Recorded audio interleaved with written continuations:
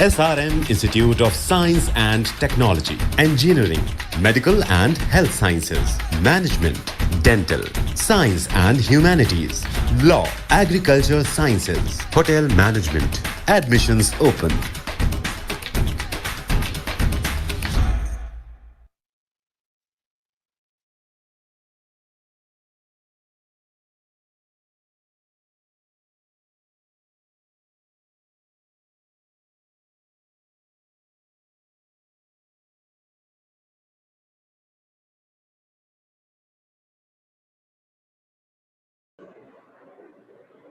Good evening, everyone, and welcome to the latest in a series of panel discussions as a part of the virtual conclave for career guidance brought to you by SRM Institute of Science and Technology and the Hindu. Today's subject at hand is challenges for entrepreneurship in the new normal, bringing together two very relevant and timely subjects: the entrepreneurial ecosystem in India and the opportunities and challenges it has to offer, as well as the impossible to ignore context of COVID-19 and what it means to the entrepreneurial space. My name is Yashaswini Rajeshwar, and I am the founder and CEO of Oxohub, a development sector consultancy that adopts a multi-stakeholder approach to building an impact-driven social sector. And I will be your moderator for today. We have a lot lined up for the next 30 minutes or so, after which we will open up for questions from the audience. Do feel free to type out your questions as and when they arise in the Q&A box, and we will address them towards the end of this conversation. Through their presentations, our speakers will discuss the context and building blocks of entrepreneurship in India today, the current pressing challenges and opportunities it presents, what avenues exist for students looking to follow the entrepreneurial path, and some great examples that they have come across in their lives. Without further ado, let me introduce our speakers for today in the order of their talks. Mr. Siddharth Chaturvedi is the Executive Vice President of the ISET Group, India's leading social enterprise, working in the areas of skill development, higher education, rural job placement, financial inclusion, and ICT-based services to bring about inclusive change in semi-urban and rural areas of the country. As the Executive VP, Mr. Chaturvedi handles the functioning of 20,000 plus network expansion strategy, business diversification, and financial strategy. He also serves in present tense as the chairman of the CII Bhopal chapter, is a member of multiple entrepreneurship organizations in Madhya Pradesh, and is deeply committed to entrepreneurship development. We're so pleased to have you here, Mr. Chaturvedi. Thank you so much for joining us.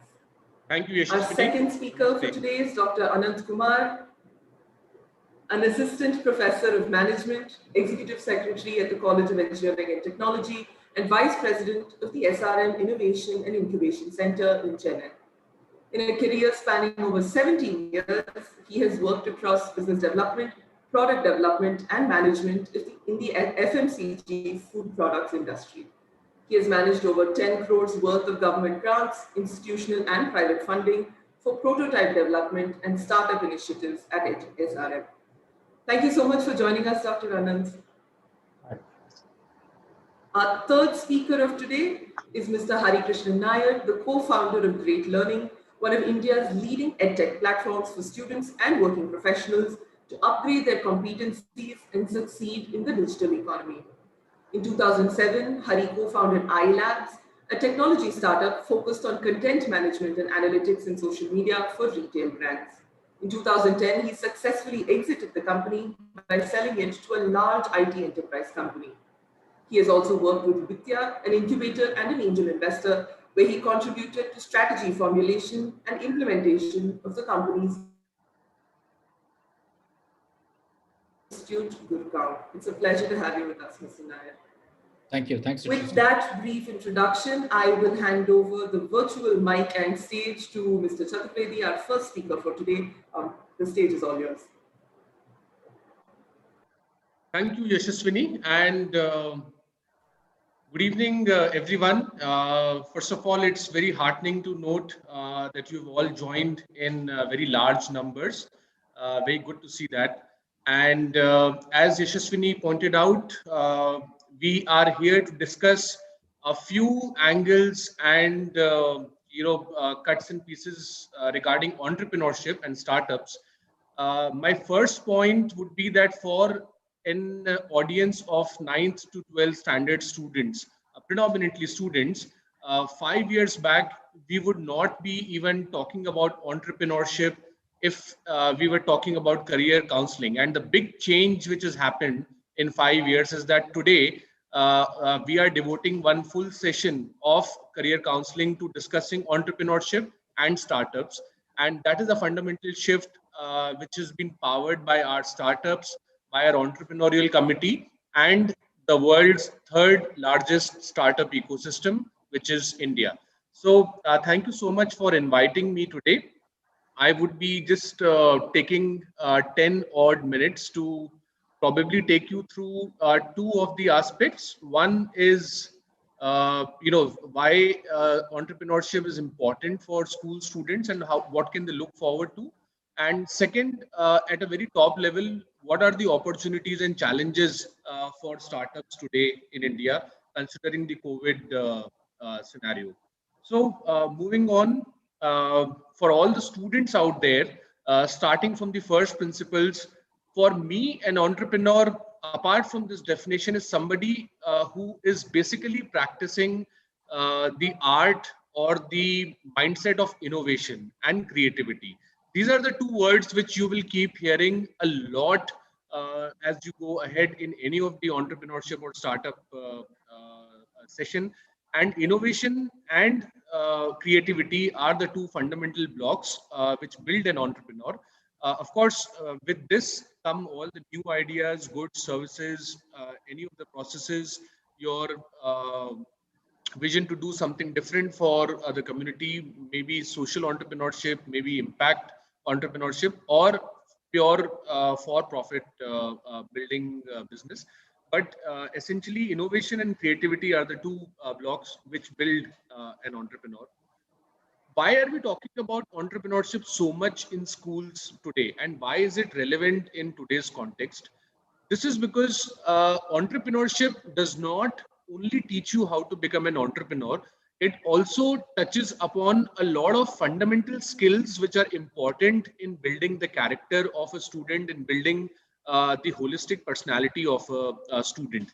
So it teaches all of us very, very important skills, such as the skill of collaboration and working with the team, uh, presenting your idea, conceptualizing your idea, and talking about it in public, uh, using social media and other digital tools to outreach regarding your idea, solving problems and the art of identification of real problems around you, using curiosity and creativity to come up with solutions, and understanding a product development life cycle as to from the idea, how do you build the product, how do you get into the economics of the product, and how do you take it to the customers. And in this process, you build value for yourself and build value for the society.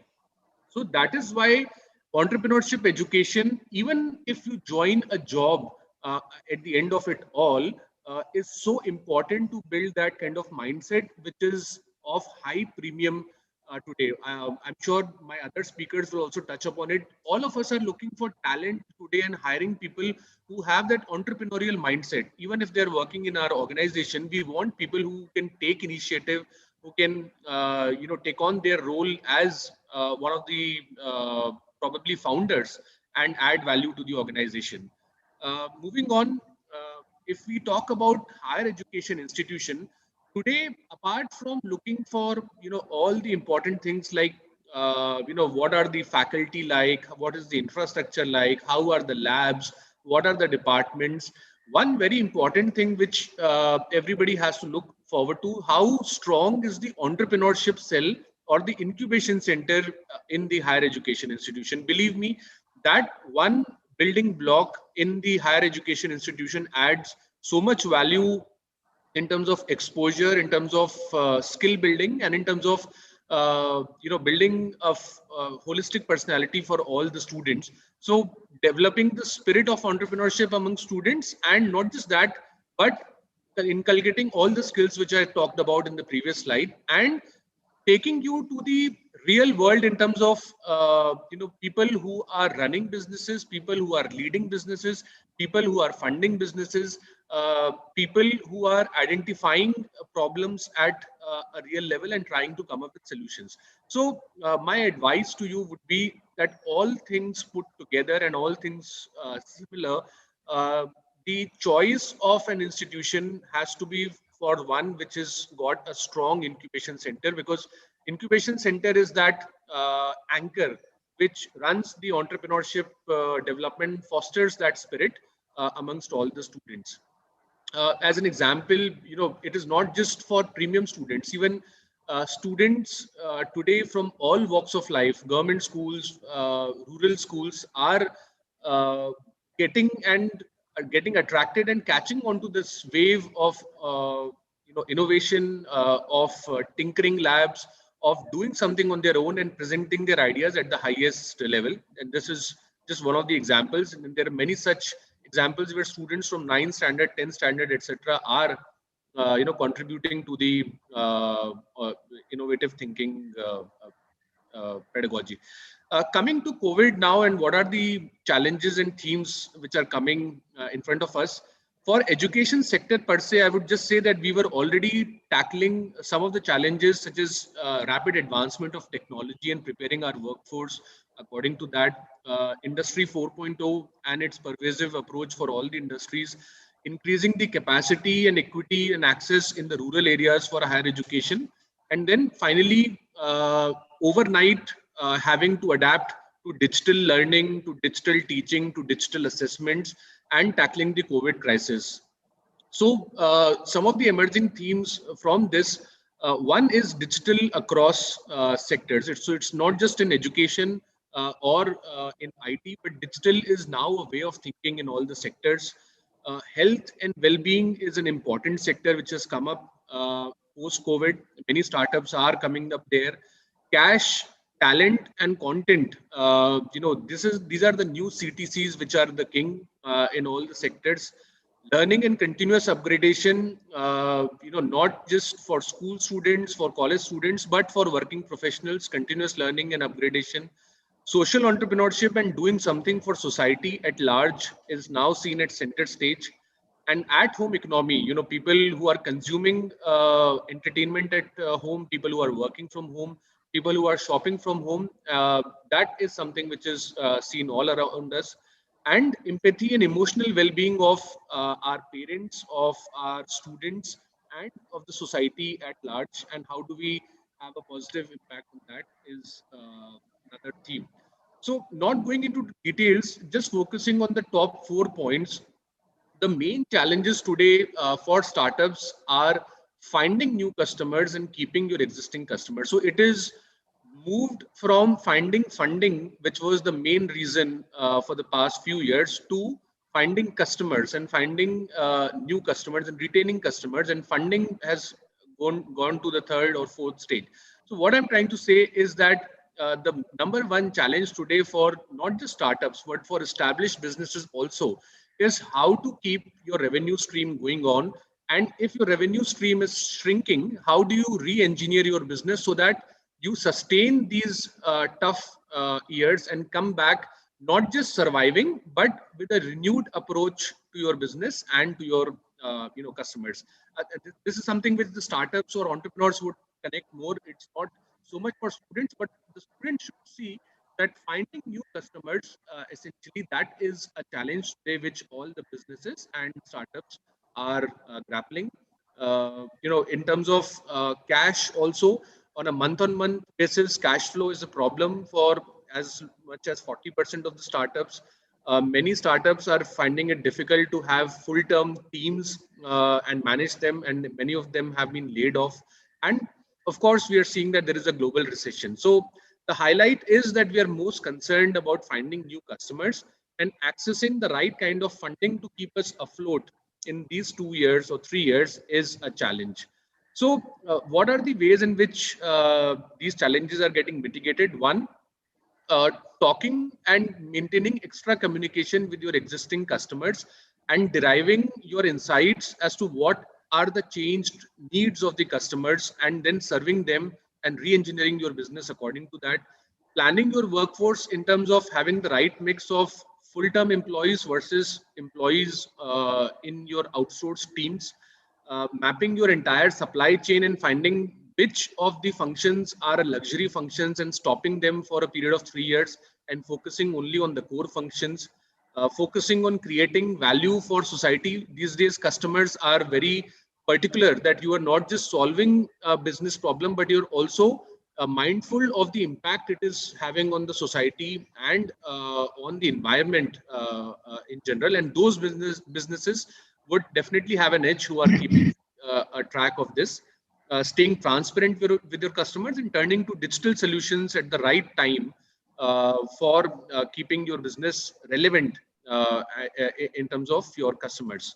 So two examples from the incubation center which we run in Bhopal.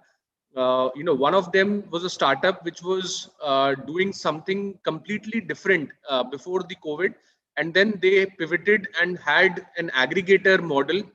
They're called Clever Kisan, and finally, from an advisory portal, they turned into an aggregation portal for a B2B and B2C play for e-commerce segment, and now they are finding that this change in their role is helping them staying afloat.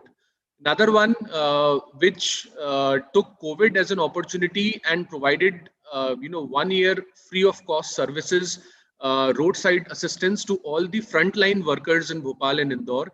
They've got their brand established to that extent that now they are a go-to service provider in this segment, and they utilize this opportunity in building their brand with a positive connection in the minds of customers. So finally, what are the startup sectors? And for students, this should be enough that you should be aware of which sectors are booming today and which have good opportunities for entrepreneurial thinking, education and online learning. So whereas all of you must be the primary consumers of the shift which has happened in online learning, all of you must be dealing with online classes, online quizzes, online assessments, online counseling. And once you come to colleges, there are online internships and online placements also which are happening. So fundamental shift happening in the education sector. Health and wellness is a priority for everyone today. We want to eat healthy. We want to live a more healthier life. We want to devote time, mind and money, energy onto health and wellness of ourselves and family. And that's an important sector. Many startups have come up in this sector. Financial services is again something which is important. How do we not just save but also grow our money to be ready for the tough times? Once you talk about IT, working from home and remote working tools and collaboration tools are much in demand. And finally, as all of us are seeing around us, e-commerce and delivery services to keep our basic services on in our life, and that has seen a lot of revolution coming up in terms of the way it is being managed. So these are some of the high-level, points I wanted to share. Of course, startup and incubation is such a topic we can spend a lot of time. But as far as I would like to end where I started from. As far as students are concerned, even if you are aware of these things and if you have the knack of picking up these things and you are confident of yourself in terms of having an innovative or creative approach to solving problems, I think that is what will be sufficing for the stage for your phase of life right now. And if you continue with that approach, your entrepreneurial ecosystem around you will definitely find a way to catch hold of you and bring you into the startup and entrepreneurial ecosystem from where you can flourish further. So thank you so much for giving this opportunity. We will interact further in the Q&A round. Thank you, Yashaswini. Back to you. Thank you so much, Mr. Chaturvedi. I do see questions starting to come in already. Please keep them coming. We will address some of the larger themes towards the end. What I will request of our speakers today is to keep an eye on questions that are specific to your topic. Mr. Chaturvedi, I see a question for you on the data sources that you used, and perhaps we can just take that over the chat. You can just reply to the question in the Q&A box. But everybody else, please do keep your questions coming. The context setting has been great. I think what the other two speakers hope to speak about feeds very, very solidly into what Mr. Chaturvedi has set the context for. I'm happy to hand over the stage to Dr. Anand, and I know that we have a lot to look forward to in the student-specific context through our second speaker. Dr. Anand, over to you. Thank you, Yashasvi. Good evening, everyone. A Saturday evening, 5 p.m. During a lockdown, and we are here with nearly 400 people out here to listen to what an entrepreneurship is, and during this COVID time is really encouraging as a person from the innovation and incubation side to see that is a lot of scope now coming up and awareness coming up among the people to understand what is this, and the mindset changes happening among the people is very encouraging for us. Thank you all for joining the show. I represent the SRM Institute of Science and Technology. I'm the Vice President of the SRM's Innovation and Incubation Center. This is to be very, you saw the video coming up at the beginning of the presentation, but I just wanted to share one or two things that's very important to this context, and based on that, and then I'll start on my discussion. We are in the top second rank in the national innovation ranking and innovation and entrepreneurship ranking across the country, and we're ranked as the top institute who has a lot of IPs, created intellectual property, and moreover commercialized the intellectual property among the faculty and students community. So this is some encouraging note for us to pushing the SRM's Innovation and Incubation Center and the activities of the center.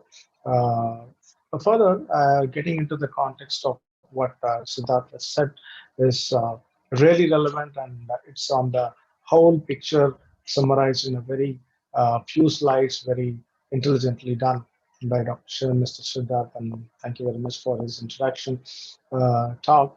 It makes us easier to get you into the context much simpler.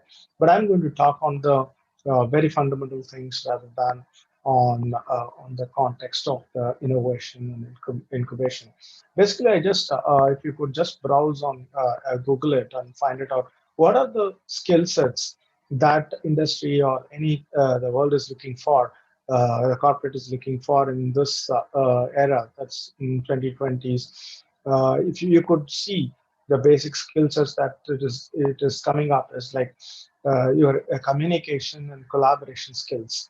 This comes as one of the top skills that is required.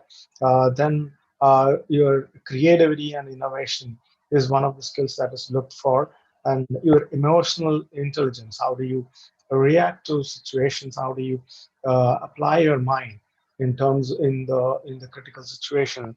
Is the emotional intelligence level, and your adaptability to the changes, and moreover the decision making skills. How do you arrive at a decision with the data, and also analyzing the facts and figures and coming out with the decision skills.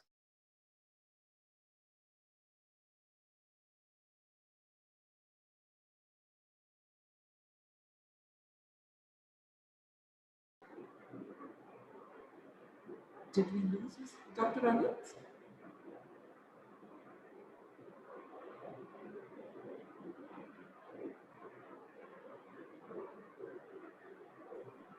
I think we've lost him. Okay, why don't we give it a couple of seconds? I can also see a couple of comments on the Q&A that internet is not clear and you can't hear us. We will try to be slower and more clear and louder, but please forgive us for tech glitches. It seems to be part of our everyday lives now.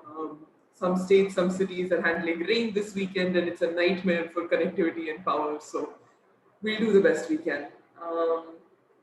Why don't we just wait a minute for Dr. Anand in case he doesn't join us back? We'll move on to Mr. Nair, and then we can come back to Dr. Anand at the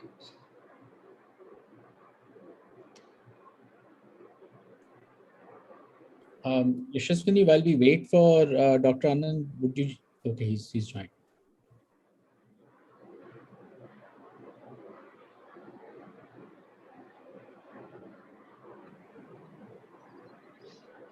Am I audible? Yes, you're back. Please go on. Yeah, thank you. There's a power surge here. This weather change has impacted, as discussed before the start of the event. Thank you. I was just telling you about the skill sets which is critically looked for in the upcoming world. If you could see all the skills, this doesn't actually only map for only for getting into a job or a career. It maps to an entrepreneur skills. Basically, an entrepreneur should have or must possess these skills to run or to create anything which is economically valuable and create a value for the society as well. So there is no big difference of the skills that is to be required to serve an industry or be a part of the corporate or you run your own venture. There is no big difference, but more importantly, one important skill or the kind of an I would say a mindset which Mr. Siddharth was also pointing out. The most important mindset that your entrepreneur has to have is not to fear a failure. Right? So, because a failure is an inherent part of entrepreneurship, of creating anything is definitely as incorporated with failures. Though we see in the COVID times, there is though the treatments and the various kinds of methodologies the doctors adopting to solve or help patients to come out of this very critical virus, there is a lot of failures that is being seen, but they don't stop. They keep fighting. They find out new methods. They find out new processes, find out vaccines, and anything that is required is fighting the failure is the major important part of this. So this is one important critical the kind of the mindset an entrepreneur should have to create an enterprise. Someone in the question also pointed out, I saw in the question that, oh, what is the difference between an entrepreneur and entrepreneurship? There's no big difference. Entrepreneurship is a people. Entrepreneurship is the process. Entrepreneurs are the people who adopt the process. Just the point. So, when does this mindset come in? How do we build this mindset? Because that is always a $1 million question whether leaders are born or made, which is it's like always debated. Like, is that a leadership skill has to be created or learned or practiced, or is it inherently built from a person? Similarly, entrepreneurship, whether it is possible to be learned or I have to be an entrepreneur by my inheritance. That's not true, because the world is. I mean, the bigger companies that you're seeing, the Facebook or the Twitter or the top companies that which we are using it every day, which is on the abstraction of the technology. We do not know and understand the technology behind that, but we still use it every day in and day out, every minute maybe. So, but they don't have a kind of an entrepreneurship background, but they have practiced and they have ventured out and they have tried to experiment the failures and then come up with products. So it can be practiced. It can be learned. The skills can be learned and practiced to get into this mode of this career of entrepreneurship. So when do we start these things? Okay, when do I start to become an entrepreneur, or what is the right time to start? This is another question which people would always ask when they come to an incubation or innovation center. When should I actually to start? I mean, like, it is the best answer will start as early as you could start this practice or understanding what the skills are required for this, and then start acquiring that skills as early as possible will get you the more confidence to build your own venture. So the better you start from your school, where you can understand what is entrepreneurship and what companies are doing, how business is built, what are they actually creating value to the people as well as their customers, and for the stakeholders or the investors, how value is created. So if you understand that, then you will be able to choose the right path on what the skills that you are supposed to acquire in your higher education. And absolutely, when we say that skills, an entrepreneur himself is not the one man show that he has every skill to run the whole business. No, it's not going to be like that. You need to have the collaboration and the communication skills. Like, you need to convince your team first with your idea, then your customers, that you're going to solve the problem and going to give add-on value to them. And then when the business comes into the picture. So this process is what we are supposed to adapt in terms of setting up your entrepreneurship skills and acquiring those skills as early as possible. And when students come into the, mostly we see people coming to the engineering graduates and science graduates would start at the very early stage of the after the second year of their study. They would start experimenting on projects. Basically, they start attending hackathons where the problem statements are very much given. It's very clearly specified that in the hackathon, the problem statements are specified very clearly. So you don't have to search for a problem statement, first of all. So you practice on how to approach a problem and solve it, and with a team, and with the multiple skills of the team. So that exercises would start helping you in building up that attitude and mindset in problem solving for a particular requirement. Then if you are in the next level, you find out a new problem which people have not seen, or companies have not seen, or you see it in a different way of solving the problem, where the technology come into picture, and your awareness of technology and your adaptability of technology would also make a big difference on how you are going to solve a problem in a different way. So that's the second thing that I would wanted to point it out in this discussion. And most of the time, that's a big myth with the people. That three big myths, I would say, is basically on the social acceptance. Okay, when I go and say that I'm going to start up my own business, what would people react to that? Like, that's the biggest one of the myths, because people always see that, okay, I say that I'm going to build this product, I'm going to sell it to this many million customers, I'm going to make this money out of it. Sounds so good, but what if it doesn't happen? What if I fail? How is this society is going to react back to me for my ambitions or the dreams that I'm going to talk to them? So that is a big myth that you have to break it, and that's not the society you think. That society is your customer now, and whom you target as your customers. And this is a complete social acceptance of your idea. So this is entrepreneurship is totally a social acceptance of your idea with the mass of people, and also the people who work with you. And if you could convince these people with your idea, then that's all. That's enough for it. And secondly, the myth is like the skill sets. Okay, am I skilled to do that?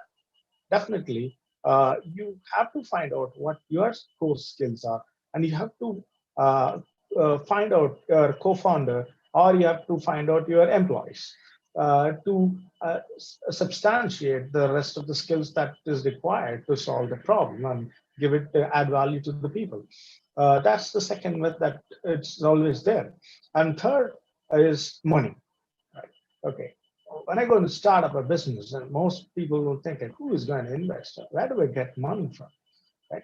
So that's the easiest solution, I would say, which once your mindset is set on the last two myths, the third is going to be the easiest thing, because there is a lot of the ecosystem has gone so bigger now in India as well as across the world, that you get a lot of money, but provided as you convince your customers, as you convince your employees, there is another person you have to convince to get the money, right?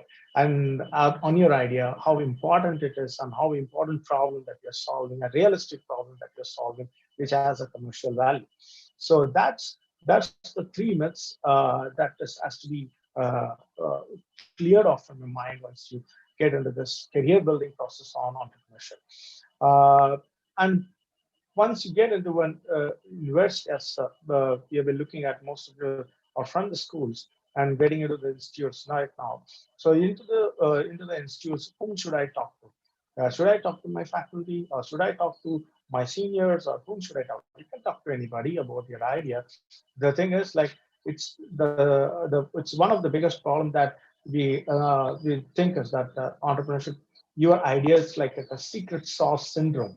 So people call it as a secret sauce syndrome, that you think that my idea is very unique, that I'm not going to talk to anybody, so somebody would immediately steal my idea and they're going to do it. No, that's again a myth, right? That's not going to happen. The the power of execution of an idea is more important rather than just talking about an idea.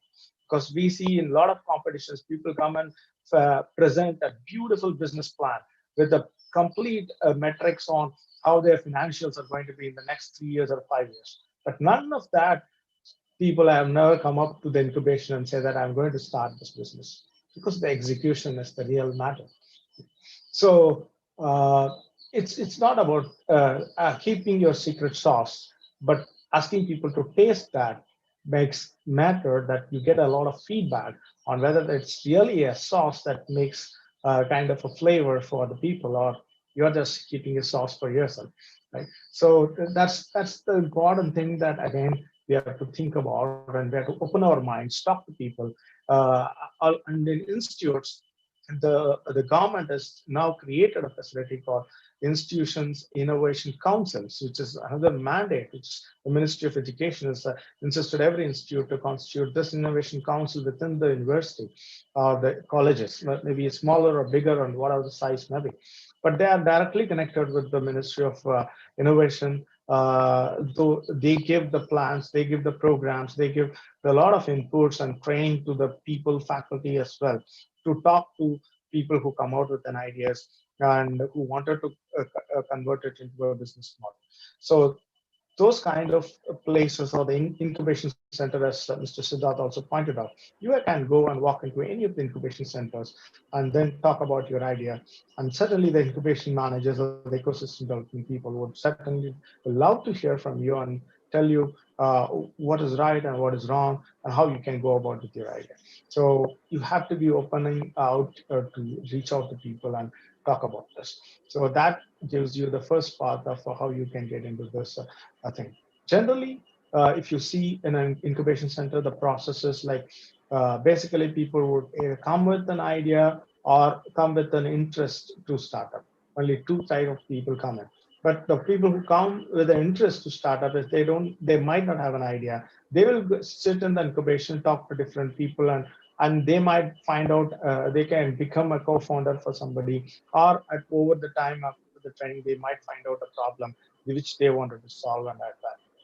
Are the people who come up with an idea, they are initially, they are not directly incubated.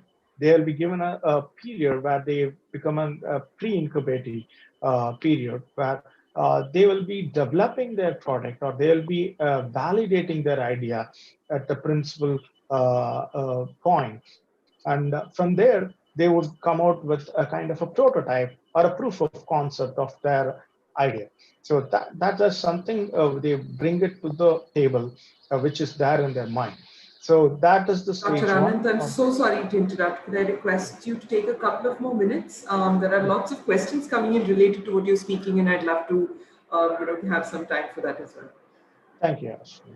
Okay, so after the pre-incubation, once you're getting your prototype ready, then probably you would be stepping into the incubation phase, where you will go and search for your market, validate it from the market, and then start moving it into the market. So there you need investments. There you start talking about your kind of the investors or angel investors or seed funding, or anything that can come from the institution as well as the institutional investors as well.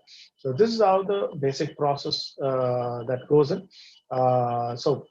With this, I conclude my basic foundational points on what this career entrepreneurship as a career can start with. Thank you, Ashwini and others, and I'll be happy to answer your questions. Thank you so much, Dr. Anit. We have some very exciting questions coming up that I hope we have the time to discuss across the panel.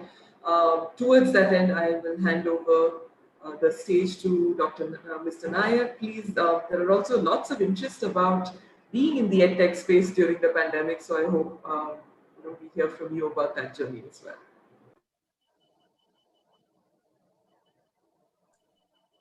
Hi, thanks, Yashaswini. First of all, thank you to all the participants. It's wonderful to see such immense interest on a Saturday evening. Thank you for taking out the time. So we've already had Siddharth and Dr. Anant, talk a lot about entrepreneurship, the opportunities, and the ecosystem that exists. That all of us can benefit from. I wanted to take a different spin on this. I think on these points in terms of what are the opportunities, how does one make the most of these opportunities? I think Siddharth and Dr. Nant have spoken a lot and have covered that well enough. There's very little for me to add there. What I wanted to do in a very short span of time is that I wanted to share learnings that I've had over my entrepreneurial journey. So consider it as learnings or takeaways from one entrepreneur to several hundreds of future entrepreneurs out there, so that you don't make the same mistakes that I did. That'll just give you less of heartburn and save a lot of time and money, and hopefully you'll be successful sooner than the time it took me.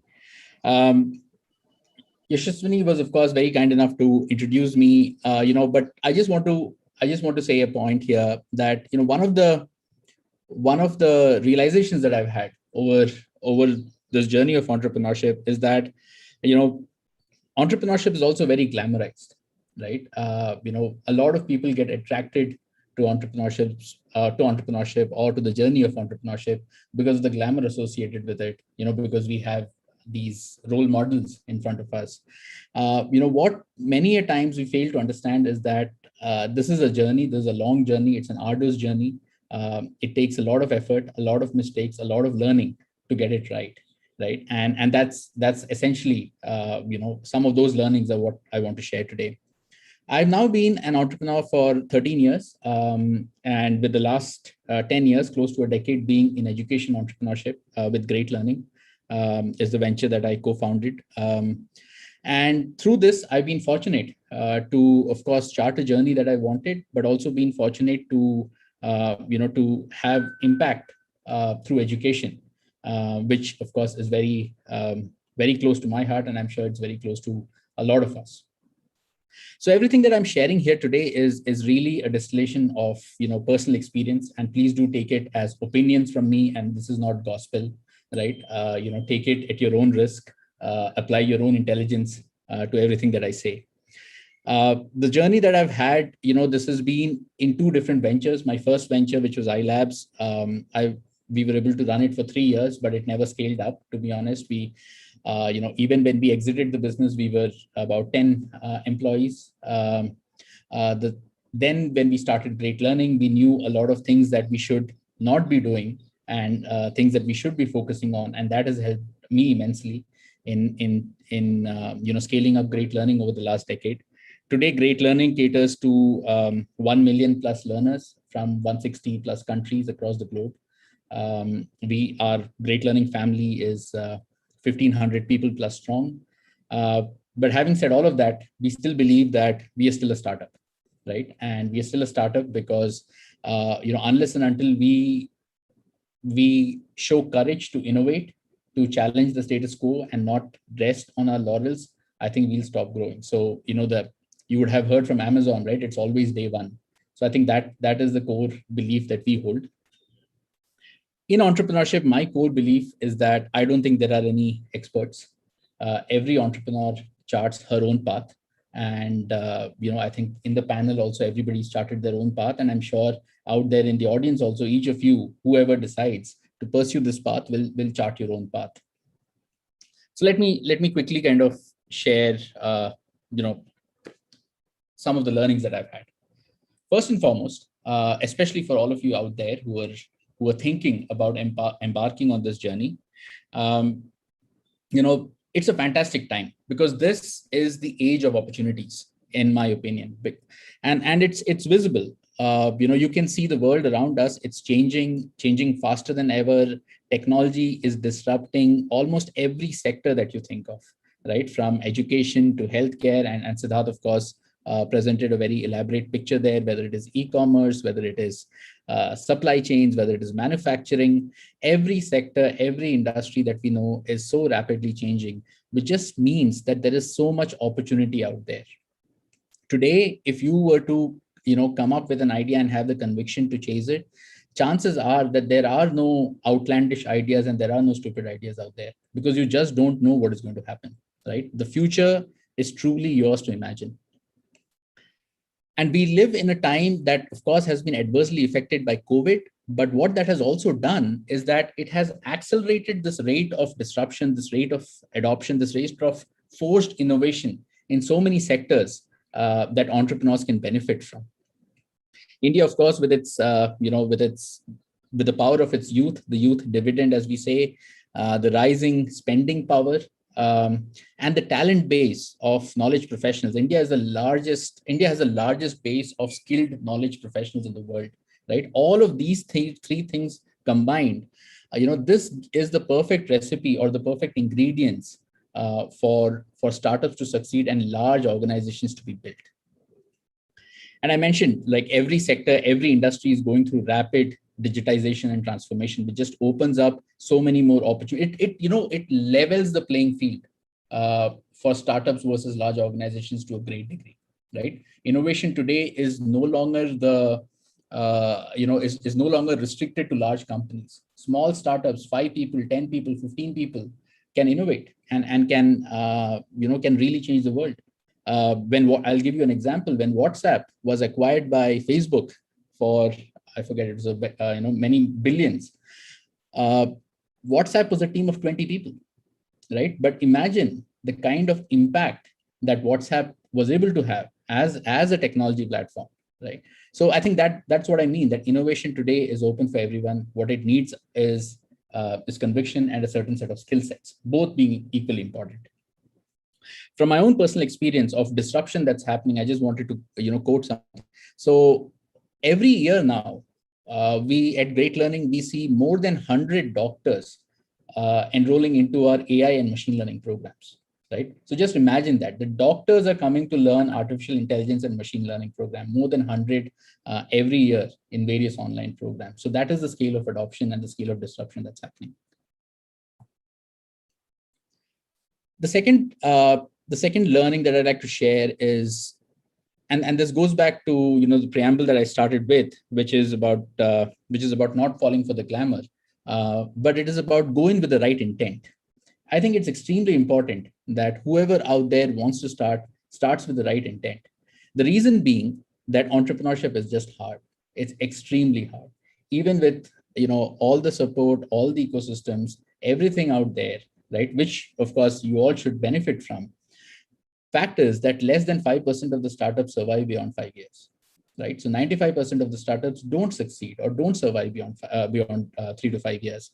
And that's because, bringing about that change is hard, right? So unless and until you are very clear in your mind as to why are you starting now, right? What is this passion that you have? What is this problem that you want to solve? What is the impact that you want to have?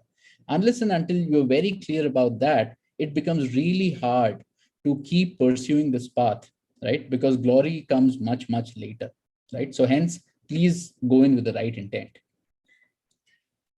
The next bit is always solve for the customer and not for yourself. And what I mean by this is, and this is a mistake that I made, in my initial years, is that we built this, fancy looking software, and we were very proud of it.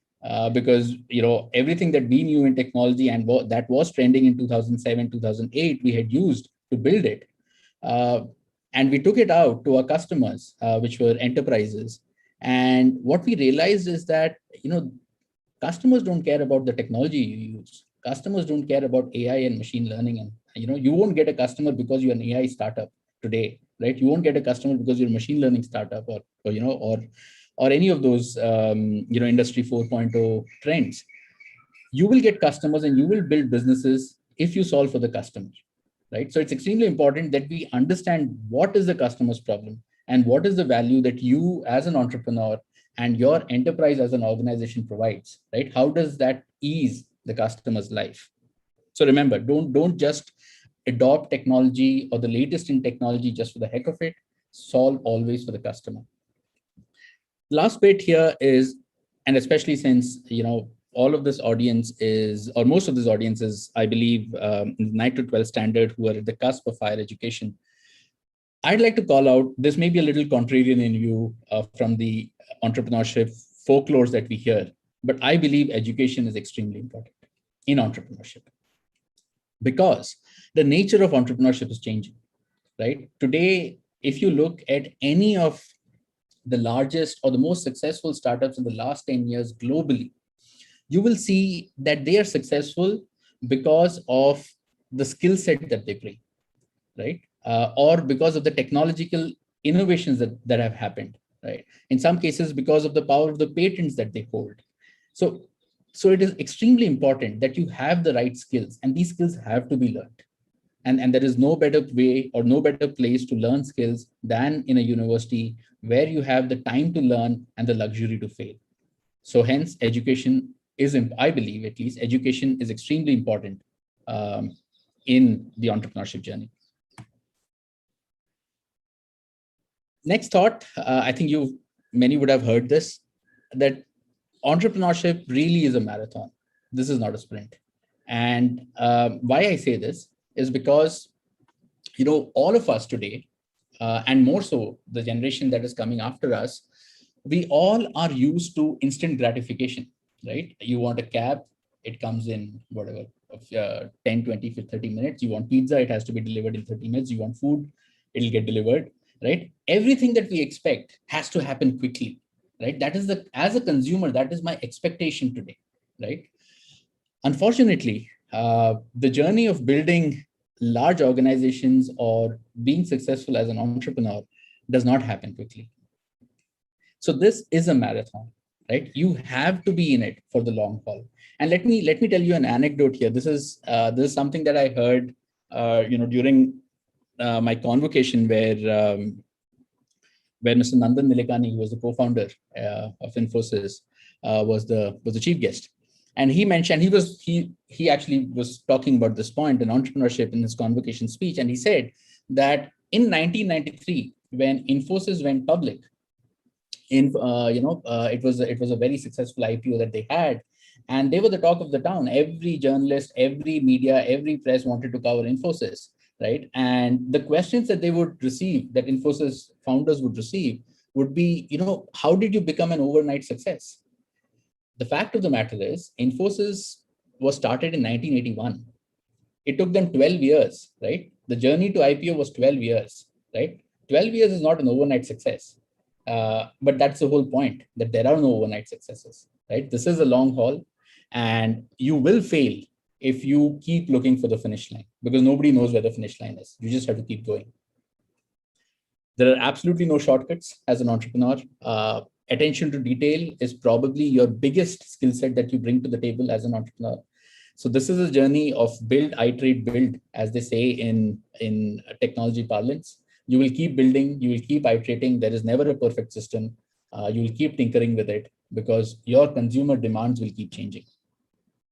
And one of the most profound, thoughts that I've ever come across that really captures this notion is what Steve Jobs mentioned, and which also happens to be, in all the offices displayed at Great Learning, is that the journey is the reward, right? There is no other reward, right? So don't wait for a pot of luck at the end of the rainbow.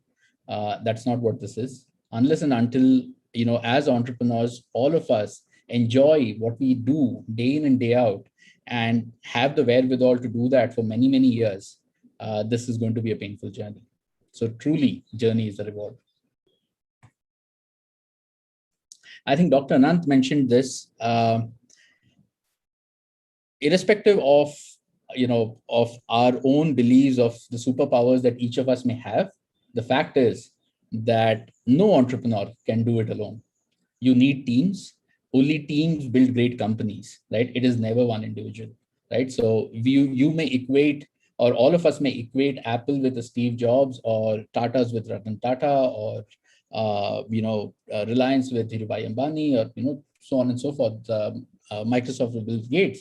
But the fact is, those companies have been built not by those individuals, and this is something that every entrepreneur will acknowledge. It has been built by hundreds, thousands, sometimes lakhs of people working for them, by teams innovating together. And I think beyond that, especially in the early part of your journey, you would also need support from family and friends. It's extremely important, right? Because especially when you're starting out and you're early, you're small, there are so many setbacks you have, you really need somebody to give you that safety net, right? And there is no better safety net than family and friends. And that's something, at least in my case, I have immensely benefited from. Dr. Nant, of course, also spoke a lot about existing ecosystems like technology cells, incubation centers. I think these are all fantastic initiatives.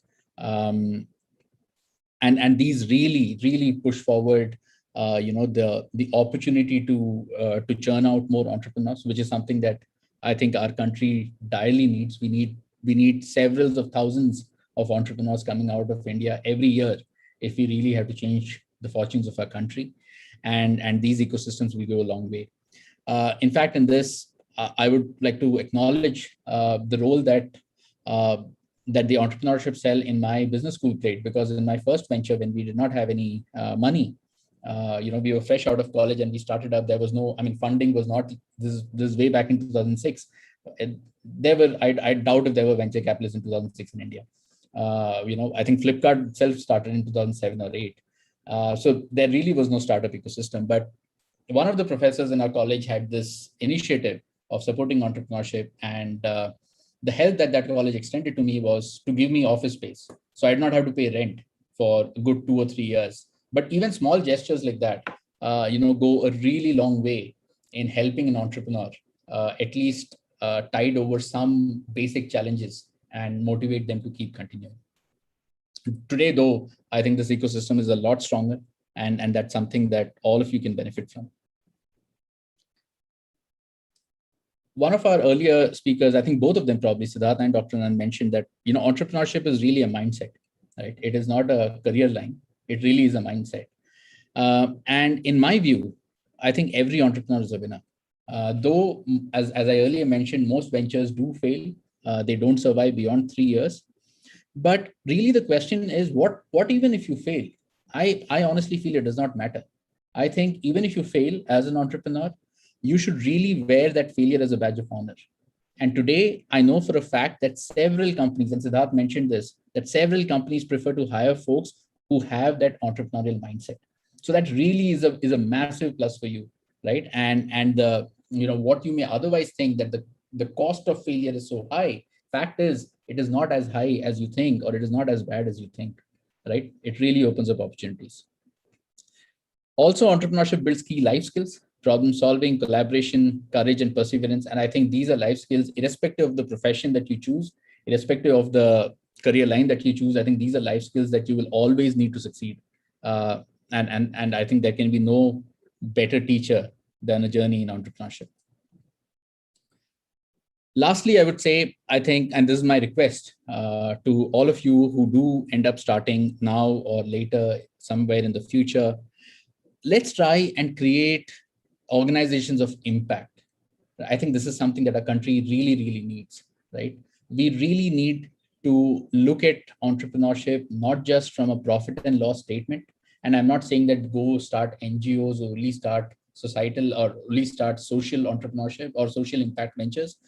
Sure, start for-profit ventures, but think about creating large organizations that leave large, massive impact on the society. Because when, as organizations, as professionals, as entrepreneurs, we all are focused on creating impact, I think we make the society better at large, and that is what we need today. Some of the areas like healthcare, education, agriculture, and these are just top of the mind. These are some of the examples where, where as an entrepreneur, you can not just build a successful business, but you can also have massive societal impact, which also fulfills your journey. Not, as I said, not just from a profit and loss statement, but also from the time spent and the hardships you faced, especially at the start of your journey. Yeah, so I think that's pretty much what I had.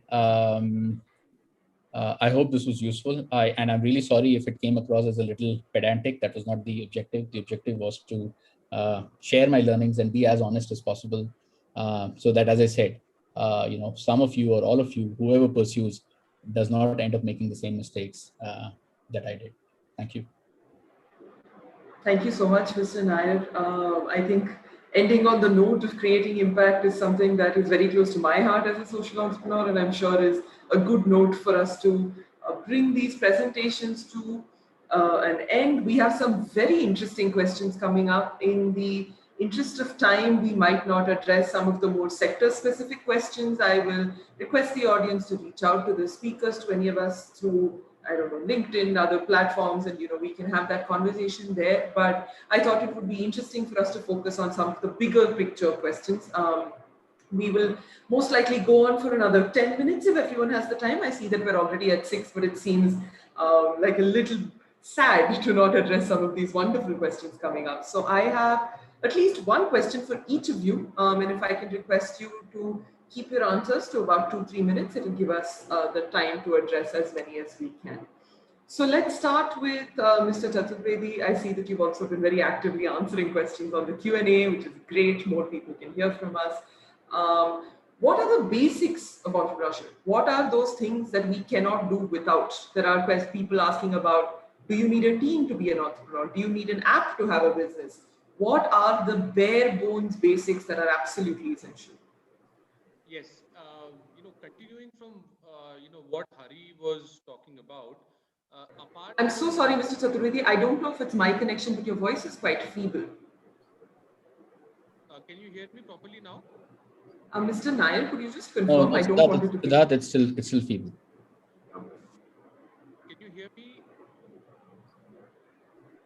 No. We can. It's just quite soft. Can you hear me now? Yeah, it's better now. Yes, please. Yeah. So no, continuing from what Hari was saying, apart from entrepreneurship being glamorized, it is also jargonized a lot. Today there are a lot of terms and definitions and things, and people in all this, what happens is that people always think that unless you are building a unicorn, or you are building a tech-enabled startup, or you are building something which can be scaled up 10x or 100x every year, you are not successful. What I would like to tell, especially at this young age, is that even if you are starting something and sustaining that on your own, having a 20% year-on-year growth, or even if not growing for a few years but still sustaining, it can be a shop, it can be a factory, it can be a venture, it can be a consultancy, it can be a CA firm, it can be a legal firm. You are an entrepreneur. You are an entrepreneur in the right sense, and you are demonstrating all those capabilities. So what I would like to say is that basics of entrepreneurship are that you are willing to take the risk of not just starting but sustaining something on your own. It does not matter, as again previously we heard that your first venture or your first 3 ventures fail, and then you arrive at your 4th or 5th iteration to sustain. Or it does not matter that you are a 2nd generation entrepreneur and you take something on from your family and grow that while adding value. So there are various kinds of entrepreneurship. And lastly, it does not even matter again if you are, let's say, a service delivery center in a rural area and you are a micro entrepreneur, right? And you're helping the community around you. So entrepreneurship, ranges from micro entrepreneurship to unicorns. That's the entire spectrum. But the basics remain that you want to do something on your own. You want to be your own boss. You want to take some risks in life, and you are having some innovative idea, either in terms of process or in terms of way of doing things, or in terms of the concept itself, and you are willing to implement that. As long as you are checking and ticking those boxes, you are an entrepreneur for me. And don't fall for the definitions that you have to have 100x growth every year, you have to have a unicorn.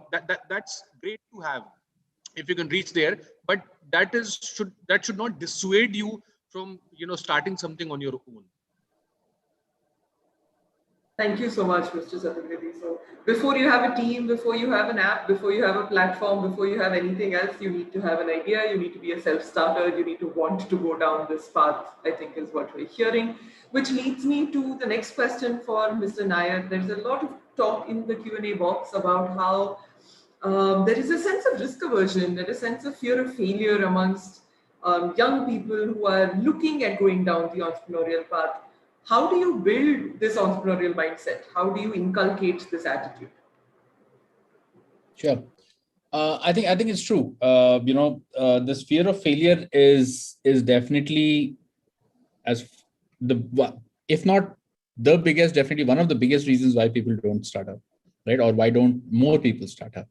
But what I'd like to tell everyone is that the cost of failing is really coming down, right? Maybe the cost of failure was very large, maybe 15-20 years back, but just look around, in today's ecosystem. And there are so many. I'm not talking just about Great Learning as a company, but I know so many companies, and not just startups, but big companies, where they actually look to hire people with an entrepreneurial mindset, right? If you've run a venture at any point in time in your life, that actually is seen as an added plus, right? So I think that is changing, that mindset is changing. So the cost of failing is really coming down, which is why I said that you should wear it, even if you fail, you should really wear it as a badge of honor.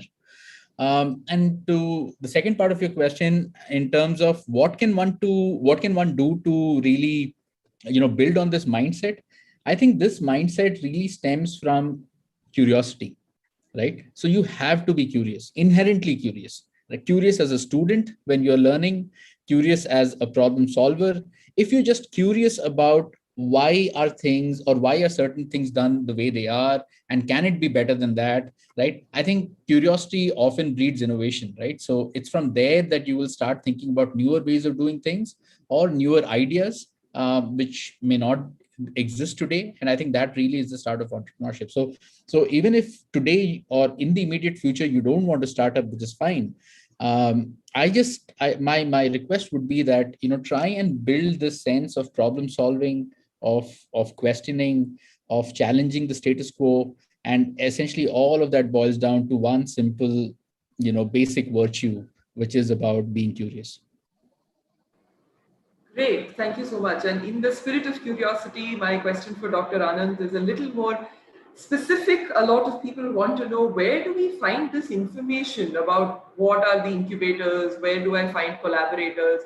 If I have an idea and want to take the next step, where do I go? Okay. So yeah, as I pointed out, like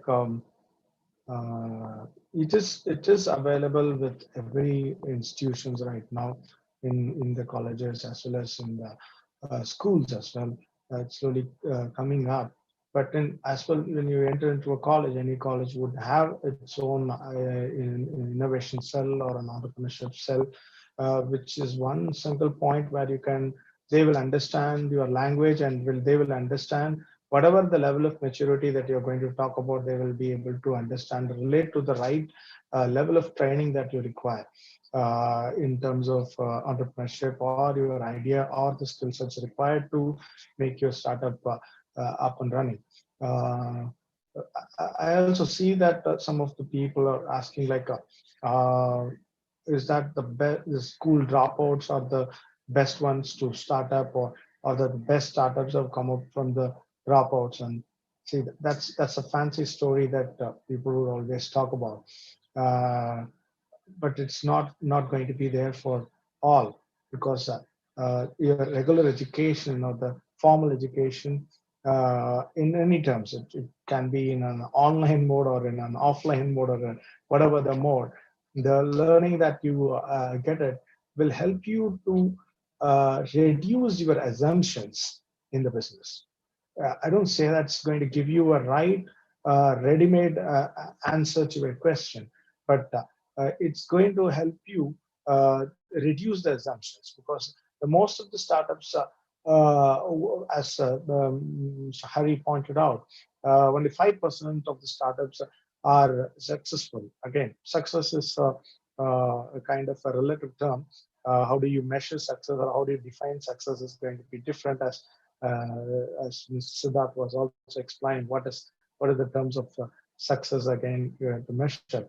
But my point is to be very specific on that, to make things very specific and clear out your assumptions. Your formal education is definitely going to help you, and moreover, the network that you are going to build in your educational ecosystem is going to be always helpful in terms of establishing your business, or validating your idea, or getting a kind of a community understanding of how to experiment things.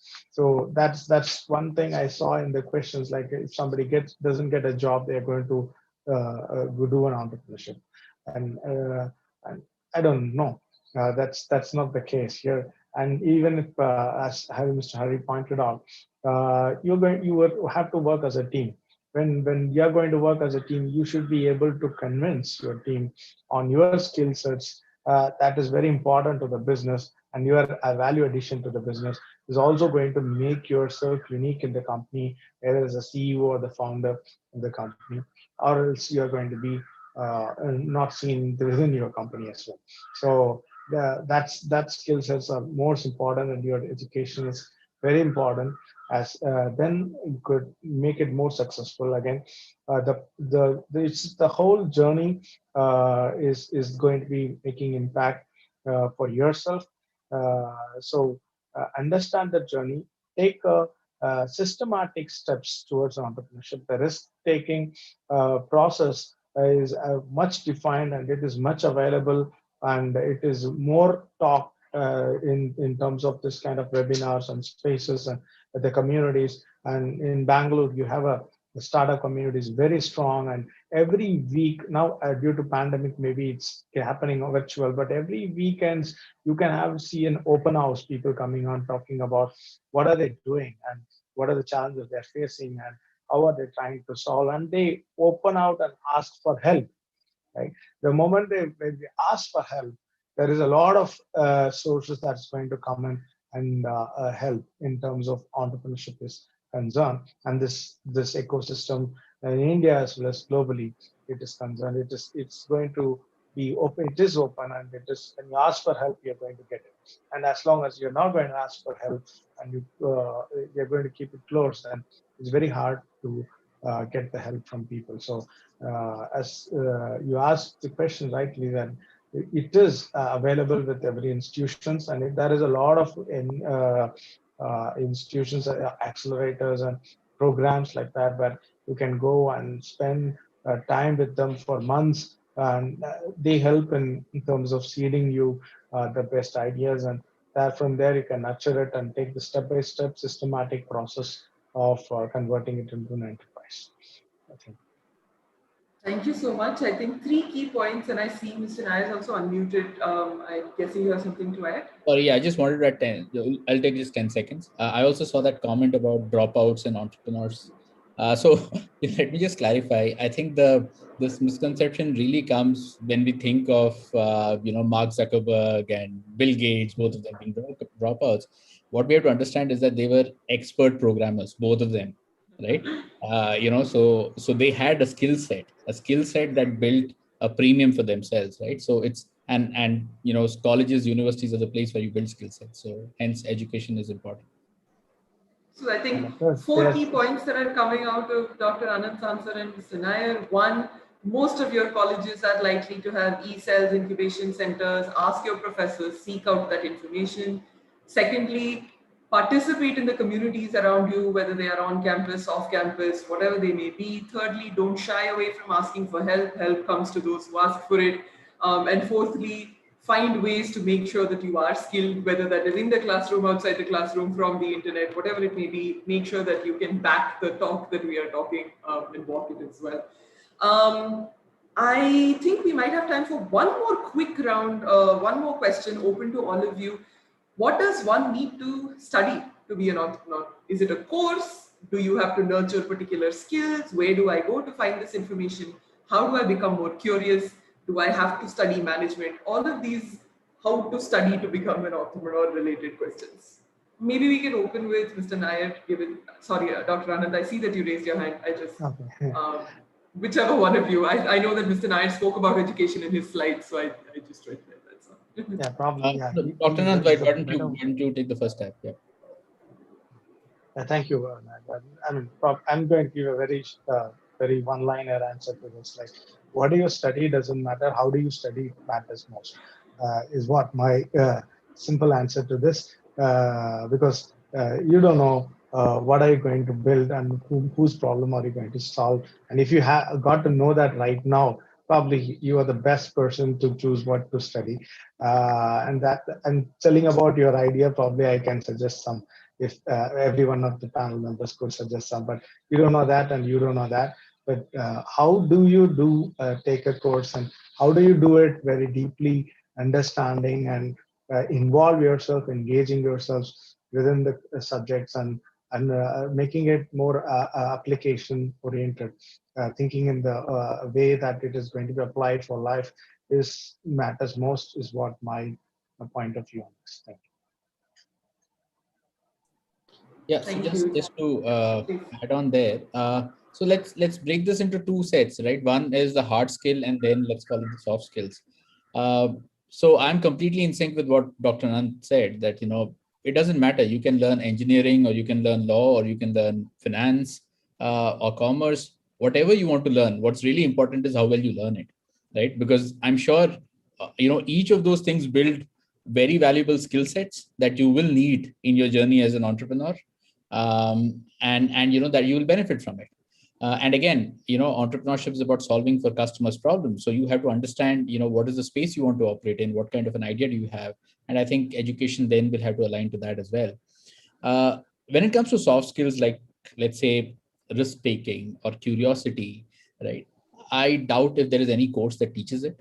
To be very honest, I think that is something that all of us have to build in ourselves. Right. So that is a journey of learning that all of us have to take. You can't, I don't think an education in commerce makes you any less curious than an education in engineering, for that matter. You can not at all be curious and go through both of them, or you can be extremely curious and learn from either of them. It's completely an independent choice. Just as a closing thought, the other bit that I want to say is that let's also acknowledge the fact that education doesn't stop at colleges and universities. Right?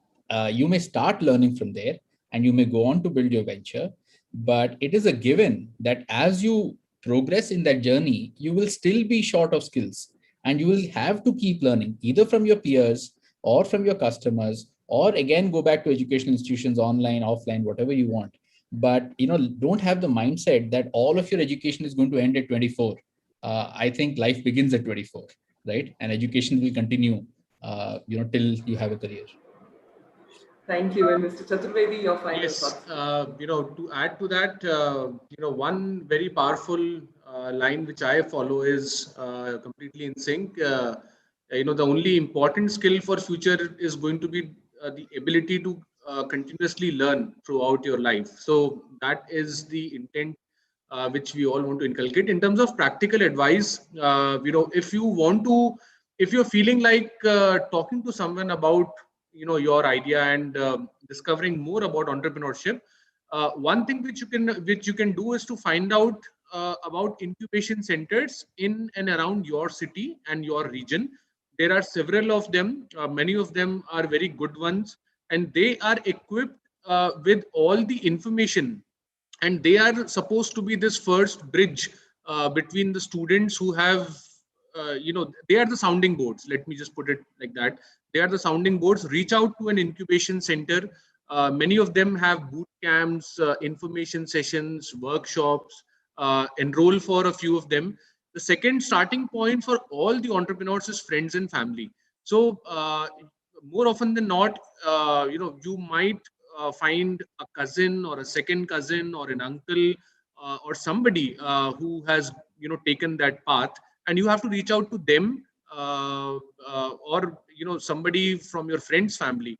But you have to find out and reach out to some of those people to have a more personal chat around your idea.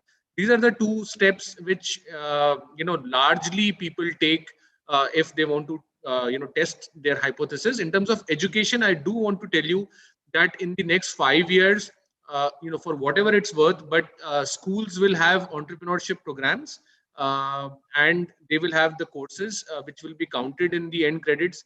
In graduation, you will have entrepreneurship as an elective, and there will be MBA entrepreneurship, which would be there from many leading institutions in the next 5 years, with the view of having a successful enterprise coming out of the end of the 2 years of that program. So in the education sector per se, also there will be many opportunities for this kind of exposure. So I wanted to quickly touch upon that as well.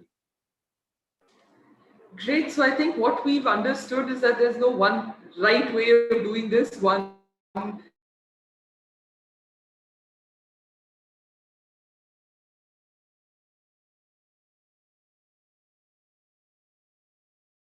questions that span food tech and AI and healthcare and construction and so many more. Each of these sectors can be a conversation into itself. We haven't spoken about the many nuances of running a business. There were questions about financing and marketing and growing your business and so on. But this has been a sneak peek to what students can expect if they want to look into entrepreneurship as a possible route. Just to reiterate, I think all of our speakers have spoken about the importance of being a little open to risk, taking that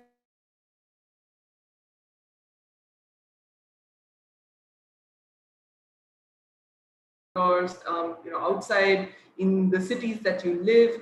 And so, find your people and take the jump, and it's most likely to be a very fulfilling journey, no matter what the success rates on paper look like. On that note, thank you all very, very much for joining us. I know that cities and states are announcing lockdowns as we speak, and so I hope everyone stays well, stays safe, and has a great weekend. Thank you so much for joining us. Thank you, Yashaswini. Thank you, Hari. Thank you, Dr. Anand. Great to be here. Thank you, everyone. Yep. Thank you all, and wish you all the best and stay safe. Thank you.